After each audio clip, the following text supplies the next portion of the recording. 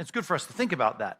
Made in the image of God, we have a particular ontology, a particular definition of being as human beings made in the image of God, in that we have the ability to not only reflect on our own lives, but be able to kind of, as I put it, recalibrate our lives and make decisions. Really, that's what we are as volitional beings, like God. We are able to make decisions that affect kind of how we move into the next season, the fresh start, a new day, a new month, a new year.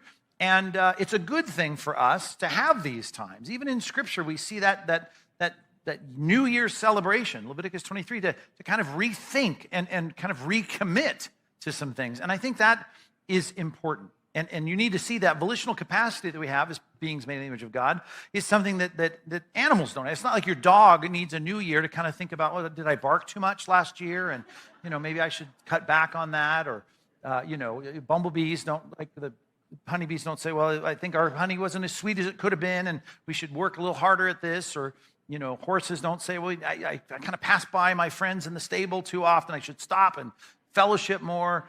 They don't need fresh starts. They're instinctual animals, and we're not. We're more than that.